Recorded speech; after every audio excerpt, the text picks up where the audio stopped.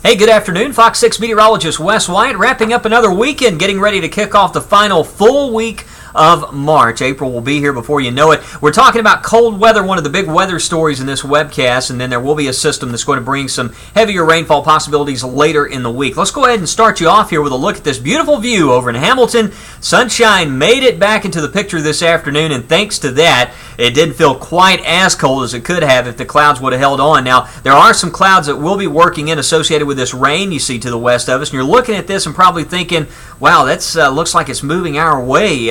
The far southern part of the area could have a sprinkle tonight, but that is about it. I've checked all the models. The high-resolution rapid refresh model keeps most of this to the south, and if you kind of follow this along here, I've been looking at it closely, and there seems to be more of a northwest to southeast orientation. There is a front that moved through it, the one that impacted us with all the rainfall during the overnight early morning. That is stalled across the northern Gulf of Mexico, and that's what's happening here. We're getting a little bit of rain, a little disturbance riding along that front, but that mainly impacts South Alabama tonight. The big story for us, freeze warnings have popped up. The National Weather Service office in Birmingham for its counties to the north has issued freeze warnings. Hamilton, Marion County down to Walker, Blount, Etowah, Cherokee, Winston counties, 1 a.m. to 8 a.m. tomorrow morning. The big thing here is to make sure that tender vegetation is well protected. These types of temperatures could certainly be harmful.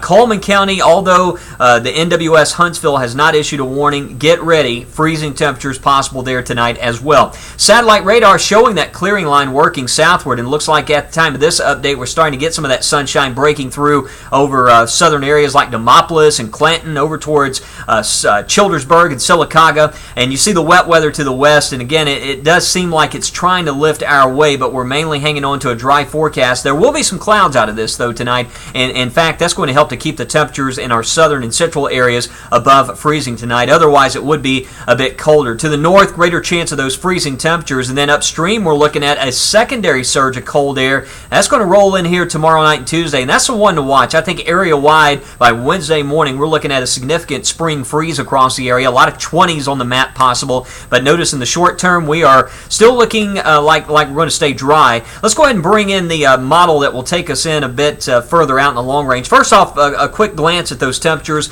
right now where we sit, but look at the overnight lows. 30 in Coleman, went with 29 around Aniana and Center, and Fayette even down to 32 degrees. But as we move ahead, this second front moves in late tomorrow night and into Tuesday. There's a chance we could see a sprinkle in our eastern areas, but the models show most of the rain really ramping up with this system off to the east of us. But here's the thing, Tuesday after this front passes, get ready for some very, very windy conditions. Winds out of the north at 10 to 20, gusts as high as 30 miles per hour, so one of those windy March kite flying days out there. And then the temperatures really plummet Tuesday night and into Wednesday morning. We're talking about a freeze Wednesday morning, 8 to 9 hours below freezing in these areas to the north, even Tuscaloosa, Birmingham, and Anniston, Alabaster, maybe as far south as Clanton, 6 to 8 hours below freezing. So make sure those plants are well protected. That freeze warning to the north tonight, partly cloudy, 62, lots of sun expected for tomorrow. That wind northeast at 5 to 10, and then the clouds kind of thicken up tomorrow night as that next front rolls in. 56 on Tuesday.